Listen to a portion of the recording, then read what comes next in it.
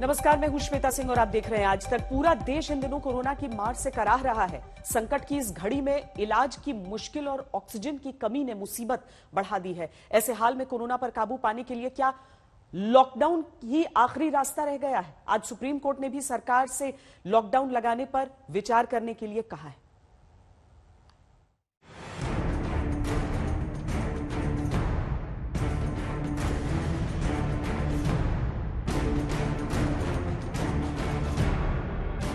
पूरा देश कोरोना की मार से कराह रहा है।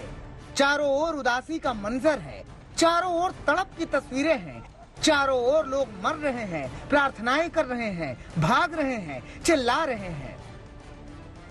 और इस बेबसी, बेचारगी, बदहवासी को दूर करने के लिए क्या सिर्फ अब एक ही रास्ता बचा है? लॉकडाउन। क्या लॉकडाउन ही अब कोरोना की इस महामारी को रोकने में कारगर हथियार बचा है?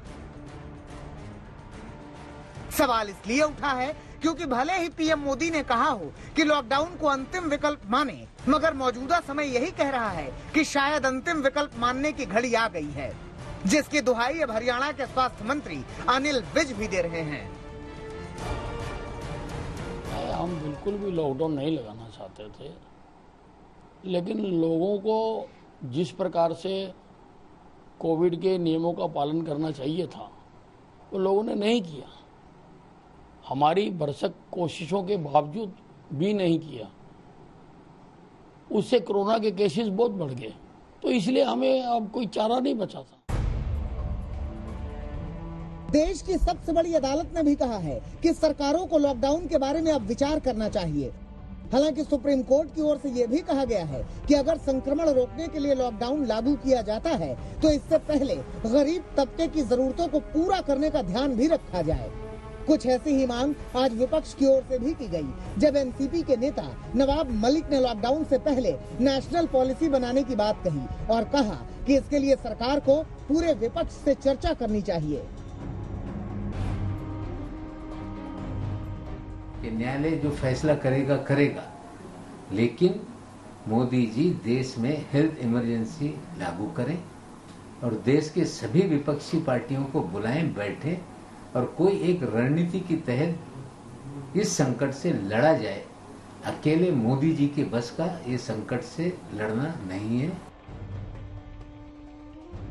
सुप्रीम कोर्ट से पहले भले ही टुकड़ों में, किश्तों में अलग अलग सरकारों ने अलग अलग नाम से लॉकडाउन लगाए हों, मगर उन्हें भी लगा था कि लॉकडाउन जरूरी है। सबसे पहले लॉकडाउन वाली इस पहल की शुरुआत महाराष्ट्र में हुई, जो कोरोना संकट से सबसे ज्यादा जूझ रहा है। बड़ी बात यह है कि महाराष्ट्र में इस आंशिक लॉकडाउन का असर भी दिखा और यहाँ कोरोना के मरीज कम हो रहे हैं। 1 मई को देश में करीब 4 लाख केसेज रिपोर्ट हुए थे, तो 2 मई को करीब 3,92,000 केसेज, और अगर पिछले 24 घंटे का डेटा एनालाइज करें तो पाते हैं 3,67,000 केसेज। तो शायद केसेज में कुछ हद तक हम देख रहे हैं कि केसेस में कुछ कमी पाई जा रही है, लेकिन ये बहुत ही अर्ली सिग्नल्स हैं इसको एनालाइज करने की, इससे रिलेटेड एफर्ट्स करने की। महाराष्ट्र के बाद राजस्थान, ओडिशा जैसे राज्यों ने आंशिक लॉकडाउन या कर्फ्यू का फैसला किया और कई राज्य वीकेंड लॉकडाउन की ओर बढ़े। ये बात साफ है कि कमजोर तबकों को होने वाली मुश्किल और आर्थिक हालात को देखते हुए अब तक लॉकडाउन को आखिरी विकल्प माना जा रहा था, लेकिन कोरोना की मार को देखते हुए अब खुद व्यापारिक संगठन लॉकडाउन की वकालत करते दिख रहे हैं। प्रधानमंत्री से आग्रह किया है कि वो कोरोना पर राष्ट्रीय लॉकडाउन घोषित करें। अनेक राज्यों के अंदर जहां पर कोरोना तेजी से बढ़ रहा है, लगभग कहीं ना कहीं लॉकडाउन की स्थिति है। ऐसे में यदि एक राष्ट्रीय लॉकडाउन किया जाता है तो कोरोना का काफी हद तक हम लोग सामना कर सकेंगे, लोगों को कोरोना से प्रभावित होने से बचा सकेंगे। पूरी कोशिश और कवायद बस इसी बात की है कि किसी तरह से भी कोरोना संक्रमण की चेन तोड़ी जा सके और महामारी की मार से आई इस आफत से लोगों को राहत दिलाई जा सके, चाहे इसके लिए कुछ समय के लिए लॉकडाउन जैसा सख्त कदम ही क्यों न उठाना पड़े। दिल्ली से संजय शर्मा के साथ आज तक ब्यूरो।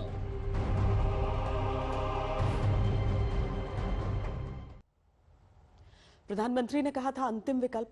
कई राज्यों ने इस अंतिम विकल्प का इस्तेमाल किया, लेकिन क्या एक राष्ट्रव्यापी लॉकडाउन की आवश्यकता आज आन पड़ी है? हमारे साथ जो खास मेहमान हैं उनसे परिचय आपका करा देते हैं। डॉक्टर संबित पात्रा, राष्ट्रीय प्रवक्ता भारतीय जनता पार्टी, ब्रिजमोहन श्रीवास्तव, प्रवक्ता एनसीपी, रोहन गुप्ता, स्पोक्सपर्सन कांग्रेस, और साथ में मनोजीत मंडल, स्पोक्सपर्सन टीएमसी हमारे साथ जुड़ रहे हैं। आप सबका बहुत स्वागत है। मैं पहले ब्रिजमोहन जी आपसे ये सवाल आपके सामने रखना चाहूंगी, क्योंकि लॉकडाउन को एक उपाय के तौर पर महाराष्ट्र में इस्तेमाल किया गया। पहला भी लहर में हमने देखा था महाराष्ट्र ने किस तरीके से इसके मुकाबला किया था, किस तरीके से कराता रहा था। समूचे देश में सबसे अधिक असर वहां देखने को मिला था। दूसरी लहर का भी प्रभाव वहां पर पड़ा। आज एनसीपी की तरफ से ये बात रखी गई है कि क्या एक लॉकडाउन की आवश्यकता है समूचे देश में। क्या एक राष्ट्रव्यापी लॉकडाउन की बात आप कर रहे हैं? क्योंकि महाराष्ट्र तो लॉकडाउन में है, पर क्या इंटरस्टेट ट्रैवल सब कुछ बंद हो जाए कमोवेश वैसे ही जैसे पिछले साल परिस्थितियां थी? श्वेता जी, सबसे पहले तो मैं रोहित भाई की असामयिक मृत्यु पे अपनी संवेदना राष्ट्रवादी कांग्रेस पार्टी की ओर से व्यक्त करना चाहता हूँ। आपने जो प्रश्न पूछा, एक्चुअली ये हम लोगों का अनुभव रहा है पिछले एक साल का, कि जब कोरोना की गति बहुत ज्यादा तेज हो जाए, बहुत ज्यादा लोग प्रभावित होने लगे और उन पे नियंत्रण करना थोड़ा सा कठिन हो, क्योंकि प्रशासन की भी अपनी एक क्षमता होती है और उस क्षमता के आधार पर ही लोगों को रोका भी जा सकता है। लेकिन जब लगता है कि ये बहुत ज्यादा इसकी व्यापकता बढ़ती जा रही है, ऐसे हालात में अनुभव ने ये सिखाया है कि यदि हम लॉकडाउन करें तो बहुत कुछ उसका सकारात्मक फायदा मिल सकता है। लेकिन कोई भी लॉकडाउन सिर्फ आइसोलेशन पे नहीं किया जा सकता, क्योंकि राज्य दूसरे राज्यों से भी जुड़े हुए हैं और वहां से यदि लोगों का आना जाना जारी रहता है तो उतना प्रभावशाली नहीं हो पाता है लॉकडाउन जितना कि उसका असर हम लोगों को चाहिए। तो आज जो राष्ट्रवादी कांग्रेस पार्टी ने मांग की है, कहा है कि इसके लिए एक निश्चित रूप से एक राष्ट्रीय स्तर पर कोई एक नीति बनना चाहिए, जिसमें सारे राज्यों की सरकारों के अपने अपने अनुभव है इस पूरे एक साल के, उनके अनुभवों का भी समावेश हो और एक ऐसी योजना तैयार हो, एक ऐसी स्कीम तैयार हो, एक ऐसा मास्टर प्लान तैयार हो, जिससे कि जो गरीब व्यक्ति है, जो प्रतिदिन जीविकोपार्जन करने वाले जो लोग हैं, उनको भी उसका कोई नुकसान ना हो और जो गतिविधि है वो गतिविधि इस प्रकार से नियंत्रित हो जिससे कि आम आदमी उससे पीड़ित ना हो, क्योंकि हर चीज के बीच में एक संतुलन बनाए रखना बड़ा जरूरी है।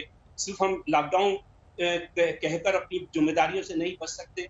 इसमें एक आम आदमी भी रहता है, गरीब व्यक्ति भी रहता है, रोज जीवन यापन करने वाले लोग भी रहते हैं, उनका भी सोचना होता है।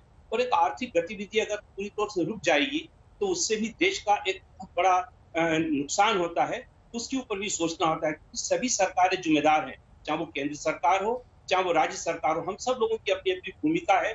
और आज हमारी सबसे पहली जरूरत कोरोना से निपटने की है। हम लोगों को आपस में एक दूसरे से कोई निपटना नहीं है, हम सब लोगों को मिलजुल कर कोरोना से निपटना। और ये जब भी हो सकता है जब सारे लोग बैठकर चिंतन करें और एक बेहतर योजना तैयार की जाए। तो निश्चित रूप से इसमें चूंकि केंद्र सरकार तो उसकी भूमिका सबसे ज्यादा है, उनके अधिकार सबसे ज्यादा हैं और उनके पास व्यापक एक दृष्टिकोण भी होता है।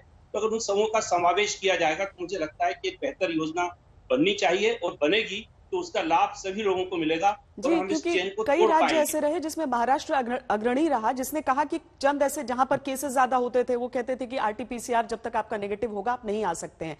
लेकिन ऐसी कोई गारंटी भी नहीं हो सकती थी संबित जी उस समय कि जो लोग आ रहे हैं बाकी राज्यों से उनमें भी कोई लक्षण ना हो या उनका भी, क्योंकि फीवर के जरिए ये दूसरी लहर में तो कोई स्पष्ट तौर पर आप बता ही नहीं सकते हैं कि कोई पॉजिटिव है या नेगेटिव। बहुत सारी चुनौतियां हैं सामने। प्रधानमंत्री ने कहा था अपने संबोधन में, जब वो सबके सामने आए थे, उन्होंने कहा था कि आजीविका को देखना है और हम इसे अंतिम विकल्प ही समझ सकते हैं। पर आज जो परिस्थितियां हैं क्या उस हिसाब की हो चुकी हैं? अगर उत्तर प्रदेश जैसा राज्य जहां पर योगी आदित्यनाथ ये कह चुके थे कि हम नहीं लॉकडाउन करेंगे, वहां पर 3 दिन और उसके बाद फिर आने वाले चंद दिनों के लिए कहना पड़ा कि हमें कुछ दिन लॉकडाउन रखना पड़ेगा। क्या हालात ऐसे हैं कि एक राष्ट्रव्यापी लॉकडाउन की जरूरत पड़े? और क्या हम पिछले लॉकडाउन से वो सबक सीख चुके हैं कि क्या नहीं करना है और बेहतर परिस्थितियों में उस लॉकडाउन को लगाया जाए जो कि कम से कम संक्रमण पर किसी तरीके से लगाम लगाए?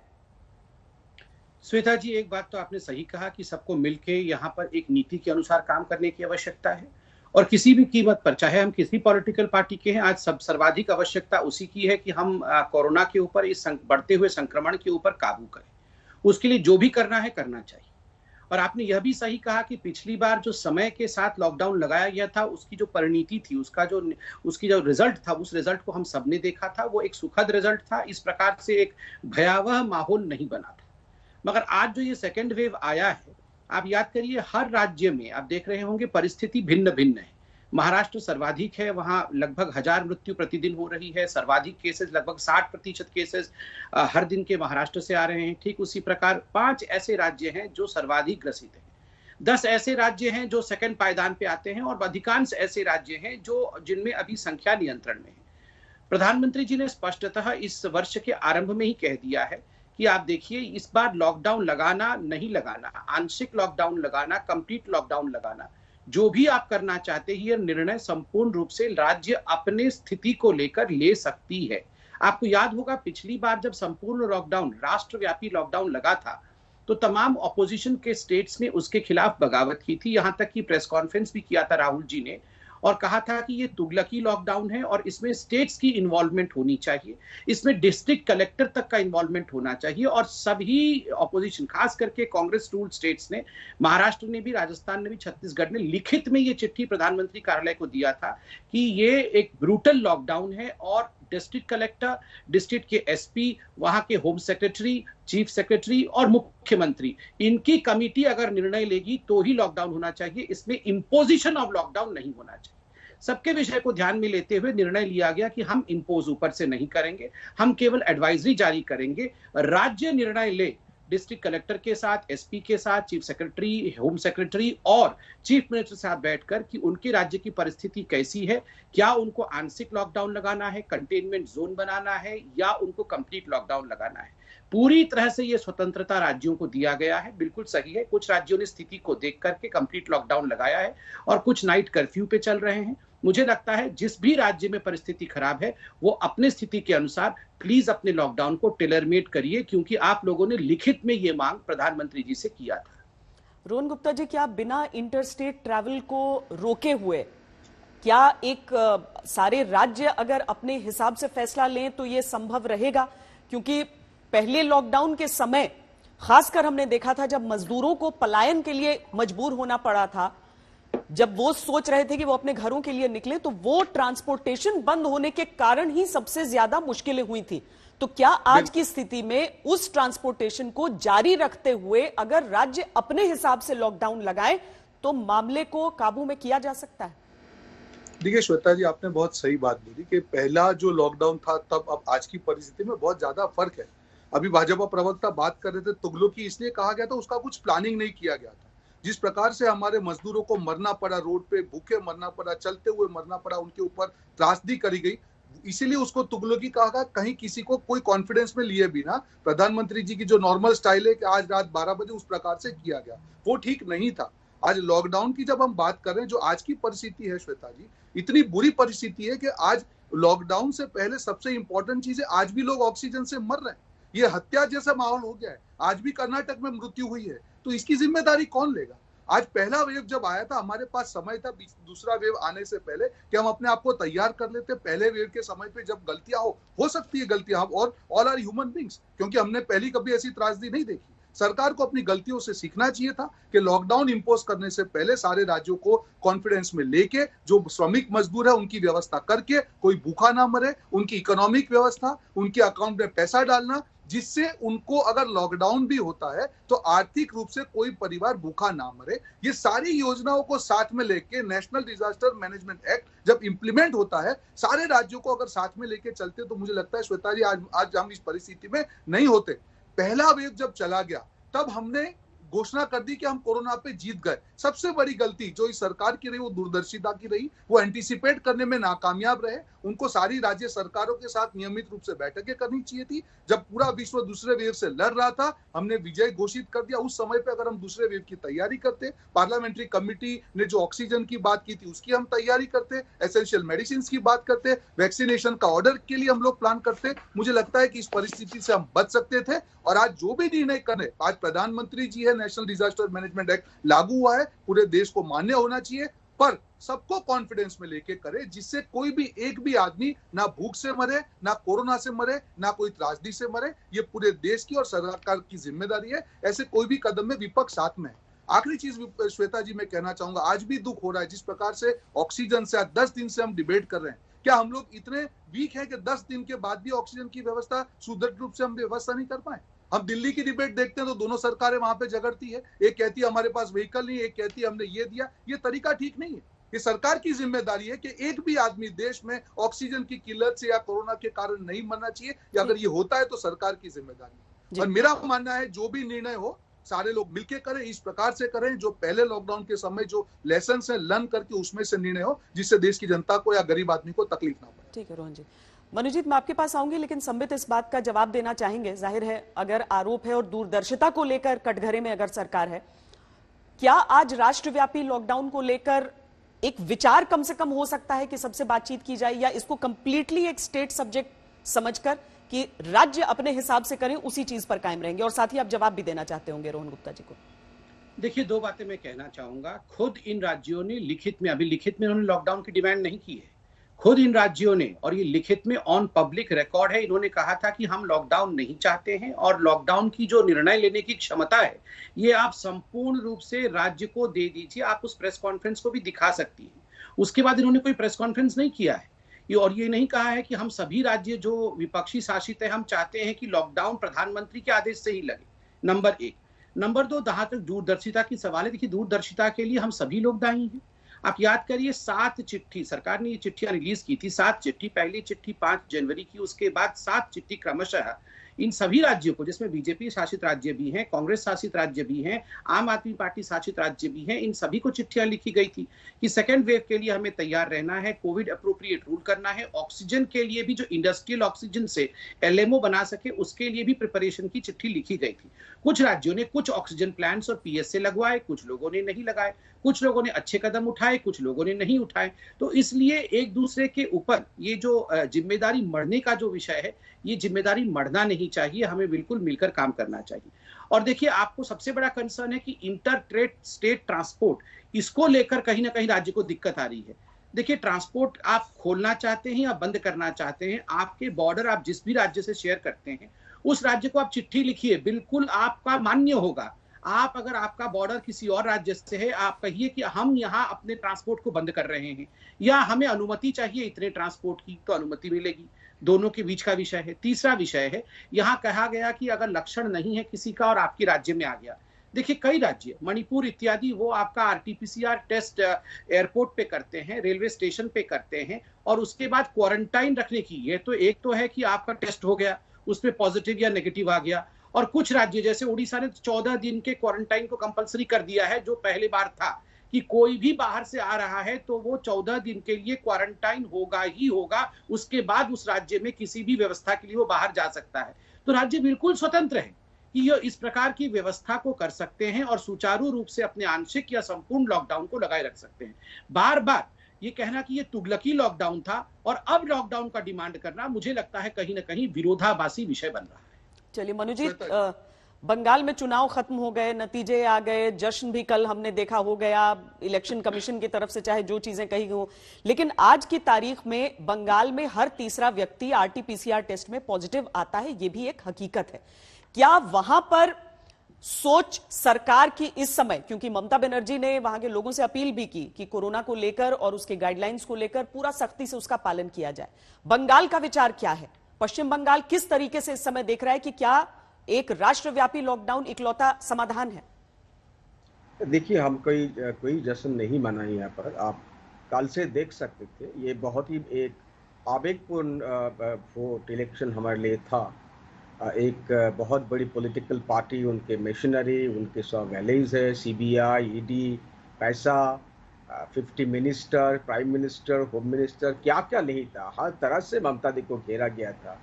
ये एक हमारे लिए एक बहुत ही इम्पोर्टेंट इलेक्शन था, एक आवेगपूर्ण इलेक्शन था। लेकिन फिर भी हमारे जो समर्थक हैं, हमारे जो लीडर लोग हैं, सो अपील किए हैं तो कोई जश्न हम नहीं मनाएंगे। आज ममता दी ने बिल्कुल साफ किया है, क्योंकि हम अभी तक जितना देर तक हम हो सके कोविड को हम फाइट करेंगे। कोविड अगर चले जाए, परमिटेड हो, तब भी हम जश्न मनाने की कोशिश करेंगे। और जो स्वेरिंग इन होगा, जो शपथ ग्रहण भी एकदम बिल्कुल वर्चुअली एकदम बहुत छोटी सी होगी, ये आपको भी पता चल गया। 5 को ममता दी शपथ लेंगी। तो ये हमारा प्रायोरिटी है, कोविड हमारा प्रायोरिटी है। लेकिन आपको ये भी देखना पड़ेगा, कांग्रेस के मेरे जो मित्र सही ढंग में कह रहे थे, पिछले साल कैसे लॉकडाउन लगाया गया है। आप अगर आज नहीं भी मानोगे, ये सच है, आप अकेले ये क्रेडिट लेना चाहते थे। आप संबित जी आप नहीं मानोगे, हम देखा है किस तरह से थाली बजाओ, घंटी बजाओ, दिया जलाओ, बत्ती जलाओ, आप सब अकेले करना चाहते थे। और अभी बोलोगे क्या ममता दी मीटिंग में नहीं आई थी? एक मीटिंग में सिर्फ इलेक्शन के टाइम नहीं आए, मैं अभी बोल रहा हूं। और आप इतना सारा मीटिंग किए हो संबित, मैं आपको पूछ सकते हो हुआ क्या? अब बताइए हुआ क्या? आज के दिन में नवंबर के महीने से हमारे पास मेडिसिन था। पिछले साल तो मेडिसिन भी नहीं था, हमको पता ही नहीं था वो जो क्या है, वो जो एनिमी है, इनविजिबल एनिमी, उनके ट्रीटमेंट के बारे में पता नहीं था, प्रोटोकॉल स्टैंडर्ड कुछ भी नहीं मालूम था। लेकिन आज के दिन में नवंबर के महीने से हम कोरोना को करीब जीत ले रहे थे, वैक्सीन भी आ गए थे, तब आप क्यों नहीं स्टेप उठाइए? आप ये मानिए, तब आपको नहीं लगा कि वैक्सीन चाहिए और ऑक्सीजन चाहिए, सब कुछ चाहिए। अक्टूबर महीने में आप टेंडर किए हो, अभी तक उसका टेंडर का जो ऑक्सीजन प्लांट नहीं गए हो, ये तो इंफ्रास्ट्रक्चर का मामला है। अभी आपको पता चल रहा है कि हेल्थ एक स्टेट सब्जेक्ट है, हमेशा से था। ये संविधान का ये एक प्रावधान है कि हेल्थ इज स्टेट सब्जेक्ट। लेकिन आप तो डिजास्टर मैनेजमेंट एक लगा देते हो, टीम भेजते हो बंगाल में, हमको पता नहीं चलता, 2 घंटा पहले पता चलता कि टीम आ रही है। अभी टीम भेजो, अभी तो सबको चाहिए, हर जगह में चाहिए। अभी सेंटर क्यों हाथ धो के भाग रहे हैं, ये हम जानना चाहते हैं। अभी भी वैक्सीन आपकी जिम्मेदारी है, वैक्सीन आपको हम लोगों को पास पहुंचाना है, और वो भी फ्री पहुंचाना है। ऑक्सीजन आपकी जिम्मेदारी है, वो भी हम लोगों के पास पहुंचाना है। ये आपको मालूम है संबित जी। आज हम पूरे चूक गए, और अभी ये पॉलिटिसाइज हम नहीं कर रहे, क्योंकि आपको ये बताने की कोशिश करें, आपको जगाने की कोशिश करें कि थर्ड वेव भी आ सकते हैं। अभी से हम समझा जाए, और सारी सरकारों को इसको लेकर सचेत होना ही होगा। ये दूसरी लहर है, एक लहर कम से कम ऐसी होती है, और हर बीमारी में हमने देखा है कि दूसरी लहर बहुत आक्रामक होती है। और इसीलिए मैं आप सारों को यही कहना चाहूंगी कि बहुत ही संवेदना के साथ और बहुत संयम के साथ आप लोग ये डिबेट कर रहे हैं, यही आवश्यकता है इस समय की। क्या देश में अब संपूर्ण लॉकडाउन का ही सहारा है? इसी सवाल पर हम चर्चा कर रहे हैं, क्योंकि सुगबुगाहट बहुत लंबे समय से लोगों के मन में कम से कम होने लगी। प्रधानमंत्री ने जब देश को एड्रेस किया तो उन्होंने स्पष्ट किया, नहीं ये राज्यों की अपनी सोच है, अपने विचार के हिसाब से, लेकिन एक अंतिम विकल्प के तौर पर लगाएं। क्या वो समय आ चुका है? क्या जिस तरीके से 3 लाख के पार और यहां तक कि 4 लाख को टच करता हुआ आंकड़ा भी सामने आता रहा, क्या आज वो परिस्थिति है? आज एनसीपी की तरफ से यह बात सामने रखी गई, तो इस पर हम चर्चा कर रहे हैं कि क्या यह अव्वल संभव है कि नहीं, और दूसरा अगर संभव है तो किस तरीके से। बृजमोहन जी, हमने देखा कि किस तरीके से जम्मू कश्मीर हो, लद्दाख हो, या फिर नॉर्थ ईस्टर्न स्टेट्स की जो बात अभी संबित भी कर रहे थे, वहां पर बहुत कड़ाई रखी गई। वहां पर आपको सबसे पहले तो नेगेटिव टेस्ट देना होता था, और उसके साथ क्वारंटीन की भी बात रही। लेकिन अब महाराष्ट्र जैसे राज्य हो जाते हैं जहां पर एक नहीं कई बड़े शहर हो जाते हैं, एक नहीं कई एंट्री पॉइंट्स हो जाते हैं उस राज्य के। क्या लॉकडाउन राज्य के भीतर लगाकर आपका काम चल रहा है, या फिर एक ऐसी परिस्थिति है जहां पर आपको उन सरहदों को भी, उन हदों को भी उस राज्य के नियंत्रित करने की वैसी आवश्यकता हो गई? श्वेता जी, देखिए, ये बात जो स्थानीय प्रशासन के हमारे अधिकारी हैं वो लगातार इस बात को जानकारियां दे रहे हैं कि जब दूसरे राज्यों से कोई आता है तो वहां उस एंट्री पॉइंट पर हमारा उसको रोकना बहुत एक मुश्किल चीज होती है, क्योंकि हर एक की अपनी अपनी परिस्थितियां होती है। कई बार ये होता है कि कोई अपने पेशेंट को लेकर आना चाहता है मुंबई, अगर आज उसको वहां रोक दिया जाए तो जिस प्रकार से उसको पीड़ा होती है उसको भी महसूस करना पड़ता है। ये बात जरूर आ रही है कि वहां अगर उस एंट्री पॉइंट पे कोई राष्ट्रव्यापी नीति बने तो ज्यादा बेहतर होगा, क्योंकि हम लोग जब रोकने की कोशिश करते हैं तो बहुत मुश्किल हो जाता है। पर फिर भी जितना हो सकता है उसको कोशिश की जा रही है, लेकिन ऐसा लगता है कि एंट्री पॉइंट्स पर जो राज्य बाकी के राज्यों से घिरे हुए हैं, उनके जैसे मध्य प्रदेश 6 राज्यों से घिरा हुआ है, अगर यहाँ पर एक जगह आप रोकते तो दूसरी जगह से लोग आ रहे हैं, और नेचुरल है कि जब उनको लगता है कि हमारे शहर में लॉकडाउन होने वाला है तो वो अपने घर जाना चाहते हैं। तो उस समय उनकी जो पीड़ा है, अगर उसको हम मानवीय दृष्टिकोण से नहीं देखेंगे तो ये भी उनके साथ एक बड़ा क्रूरता का व्यवहार हो जाएगा शासन की ओर से, तो इन सारी बातों को ध्यान में रखते हुए हमको निश्चित रूप से इस पे योजना बनानी चाहिए। मैं आपके माध्यम से एक बात जरूर कहना चाहता हूँ कि भारतीय जनता पार्टी की जब किसी मुद्दे पर अगर हम लोग एक रचनात्मक सुझाव देना चाहते हैं तो मैं देखता हूँ कि बहुत डिफेंसिव होकर अचानक प्रहार करने लगते हैं। ये कभी ये नहीं सोचने को तैयार है कि जो कमियां उनके स्तर की है, यदि उनको सुधारने का काम ये नहीं करेंगे और अगर हम लोग नहीं बताएंगे, अगर राज्य नहीं बताएंगे तो पता कैसे लगेगा। जैसे उदाहरण के लिए आप देखिए, अभी समित जी ने बड़ी आसानी से कह दिया कि एक मुख्यमंत्री दूसरे मुख्यमंत्री से बात कर सकता है। आपने अभी देखा होगा, आज से 10 दिन पहले मध्य प्रदेश का एक ऑक्सीजन का टैंकर मध्य प्रदेश में आना था, उसको उत्तर प्रदेश में रोक लिया गया झांसी में।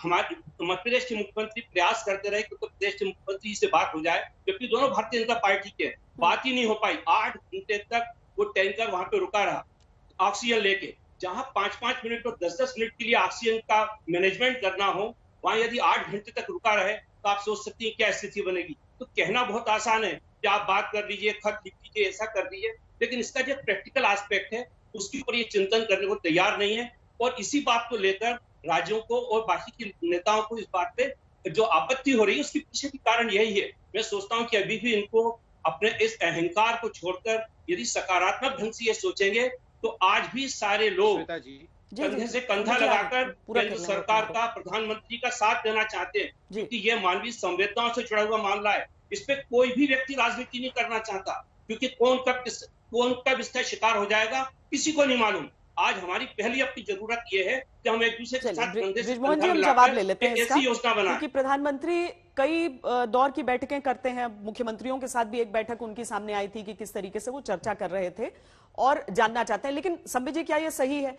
क्या जो बातें बृजमोहन जी ने रखी उसमें बहुत आप खोट ढूंढ नहीं सकते हैं? क्योंकि वाकई अगर ऐसे राज्य हैं जिनकी सरहदें बहुत सारे और राज्यों से लगती हैं तो वहां पर थोड़ा नियंत्रण मुश्किल होता है। आप एक राज्य के भीतर चीजें कर सकते हैं, बाहर नहीं। अगर ऐसे सुझाव दिए जाते हैं तो क्या उस पर अमल किया जा सकता है, या पूरी तरीके से आप राज्यों को अभी उन पर ही छोड़ेंगे? मैं उदाहरण देता हूं। बिल्कुल बृजमोहन जी ने सही कहा। उन्होंने कहा कि कहना बड़ा आसान है मगर प्रैक्टिकलिटी कुछ और होता है। उनका डिमांड है कि महाराष्ट्र की स्थिति खराब है, बहुत सारे राज्यों की स्थिति खराब है, तो पूरा राष्ट्र व्यापी लॉकडाउन होना चाहिए। तेलंगाना तैयार नहीं, नीति बनना चाहिए। एक सेकेंड, हाँ, तेलंगाना तैयार नहीं है, आंध्र प्रदेश तैयार नहीं है, बहुत सारे ऐसे राज्य हैं, क्योंकि लगभग 10 एक राज्य हैं जो ग्रसित हैं, बाकी 20 राज्य तैयार नहीं। वो कह रहे हैं कि हम भी फेडरल स्ट्रक्चर के अंतर्गत आते हैं, आपने हमारे को सुने बिना लॉकडाउन क्यों लगा दिया, हमारे इकोनॉमी पे असर पड़ेगा। आप उन्हीं राज्यों पे लॉकडाउन लगाइए जो राज्य ग्रसित हैं। तो क्या करना चाहिए केंद्र सरकार को? उनकी बातें नहीं सुननी चाहिए। और देखिए श्वेता जी, इनके पास पूरा छूट है, इनके राज्य के एंट्री पॉइंट को ये मैन कर सकते हैं। और इन्होंने खुद कहा कि हमारे जो लेबरर्स हैं, जो माइग्रेंट्स हैं, उनके ऊपर हम क्रूरता नहीं करना चाहते। आपको उनके आवागमन के लिए एंट्री एग्जिट पॉइंट को मैन करते हुए उनके ऊपर भी दया दृष्टि दिखानी पड़ेगी। किसी को जबरन कहीं रोका नहीं जा सकता है अगर वो पलायन करना चाहते हैं और अपने घर में जाना चाहते हैं। जैसा कि आपने खुद कहा, आप याद रखिए दिल्ली में लॉकडाउन लगा है, क्या गाजियाबाद से कोई दिल्ली आ सकता है? नहीं आ सकता है। आपके वहां बैरिकेड लगा हुआ है, श्वेता जी तो जानती ही होंगी। कोई जो नोएडा में रहता है, क्या वो दिल्ली में प्रवेश कर सकता है? हाँ, प्रवेश कर सकता है, स्पेशल परिस्थिति में प्रवेश कर सकता है।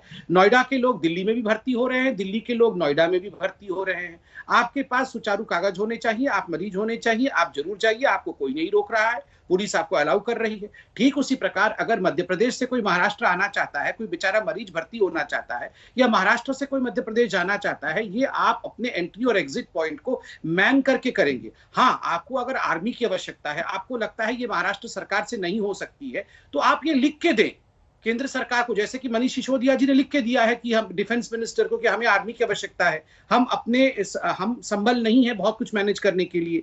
ठीक उसी प्रकार महाराष्ट्र सरकार भी लिखित दे सकती है कि हमें ये रिसोर्सेज की आवश्यकता है। बंगाल के प्रवक्ता अभी कह रहे थे उनको ऑक्सीजन की आवश्यकता है। देखिए मनोज जी शायद है नहीं, मगर उनको मैं कह दूं, अभी 3 दिन पहले अल्पान बंदोपाध्याय जो कि चीफ सेक्रेटरी हैं, वहां के हेल्थ सेक्रेटरी, वहां के जो आपके होम सेक्रेटरी, इन्होंने मीटिंग की थी ममता जी के साथ और प्रेस रिलीज दिया था। मैं प्रेस रिलीज सामने लेके बैठा हूं। बंगाल ने कहा है कि हमें किसी प्रकार से ऑक्सीजन की कोई आवश्यकता नहीं है, हम ऑक्सीजन सरप्लस राज्य हैं। 457 मेट्रिक टन हम प्रोड्यूस करते हैं, अभी आवश्यकता केवल 223 मेट्रिक टन की है। 200 से अधिक बचत हम कर रहे हैं। और आपको याद होगा दिल्ली को भी ऑक्सीजन सप्लाई करने का काम ममता बनर्जी की सरकार को दिया गया था, क्योंकि वहां एक्सेस सरकार केंद्र सरकार ने प्रोवाइड किया है। मगर ममता बनर्जी ने कहा है हम हिंदी भाषी राज्यों को ऑक्सीजन नहीं देना चाहते। तो मुझे लगता है यथार्थ पर हम डिबेट करें।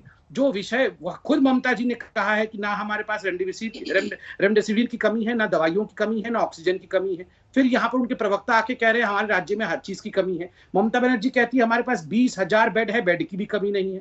तो please politics for the sake of politics ना करें। जो हकीकत है, जो आपके नेता खुद कह रहे हैं, कम से कम उसको फॉलो करें। और बृजमोहन जी तो मंत्री हैं। बृजमोहन जी, ये जो एंट्री एग्जिट पॉइंट है, महाराष्ट्र की सरकार को सक्षम बनाइए कि वो यहाँ एंट्री और एग्जिट पॉइंट को मैन करे। जिनकी आवश्यकता है एंट्री कराने की और जिनको एग्जिट की आवश्यकता है उनको दें आप। हम कोई भी निर्णय बाकी सभी राज्यों पे थोपना, क्या ये उचित होगा, ये अभी आप सोच लीजिए। चलिए बृजमोहन जी, संक्षेप में आप अपना जवाब दे दें तो रोहन जी को फिर मैं जोड़ूंगी। मैं सिर्फ एक ही बात कहना चाहूंगा कि महाराष्ट्र सरकार पूरी तौर से अपने सारे मामलों को हैंडल करने में सक्षम है और कर भी रही है। आप देखिए कि लगातार हम लोगों ने इस प्रकार से पूरी व्यवस्था की है, कहीं कोई हम लोगों ने शिकायत नहीं की। मैं सिर्फ इतनी बात कहना चाहता हूँ कि जहां पर देश के सारे राज्यों से जुड़े हुए राज्यों की जरूरत है, वहां निश्चित रूप से राष्ट्रीय नीति बननी चाहिए, जिससे सबों के सामने मार्गदर्शिका के रूप में रहे और राज्यों को भी अपनी सीमाएं मालूम हो। सिर्फ इतनी सी बात है। इसका ये बात कहने का तात्पर्य कदापि नहीं है कि महाराष्ट्र अपने काम में कहीं पिछड़ रहा है या महाराष्ट्र की सरकार अपने काम को नहीं कर पा रही है या महाराष्ट्र को कोई ऐसी स्थिति निर्मित हो गई जो हमारे नियंत्रण के बाहर है। ऐसा कुछ भी नहीं है। ठीक है, विचार है, विचारों की भिन्नता होगी तभी तो मंथन होगा। लेकिन रोहन जी, मैं विशुद्ध इस बार के लॉकडाउन की गुंजाइश पर आपसे चाहूंगी जवाब देना, कि आप जवाब दें, क्योंकि अगर हम पिछले साल को जोड़ेंगे तो उसमें ठीक है पलायन की त्रासदी थी, लेकिन पहली लहर में किस तरीके से उसे लहर को तोड़ पाए थे हम, वो भी था। वो दोनों चीजें हैं उस लॉकडाउन की। लेकिन इस साल की परिस्थितियों के हिसाब से अगर मैं सिर्फ कांग्रेस के, जहां पर सिर्फ आपका शासन है, अगर राजस्थान, पंजाब या छत्तीसगढ़ ऐसे राज्यों को ले लूं, वहां पर भी हालात बहुत ठीक नहीं है। छत्तीसगढ़ में बहुत बुरे हालात हो जा रहे हैं। लेकिन ये कुछ वो राज्य भी हैं जहां पर इंडस्ट्रीज हैं, तो ऑक्सीजन उस हिसाब से आपको ट्रांसपोर्टेशन के हिसाब से नहीं दिक्कत आ रही है। और इसीलिए आज कांग्रेस की क्या सोच है कि राष्ट्रव्यापी ही लॉकडाउन हो या फिर राज्यों को ही स्वतंत्रता रहे अपने हिस्से में, अपने इलाके में, अपने क्षेत्र में, अपने जिलों में लॉकडाउन लगाने की? देखिए श्वेता जी, पहले जो भाजपा प्रवक्ता ने बोला उसका जवाब देके आपकी बात का जवाब दूंगा। अभी जिस प्रकार से वो बात कर रहे थे, कहीं ना कहीं हाथ खड़े कर देने वाली बात होगी, जैसे केंद्र सरकार है ही नहीं।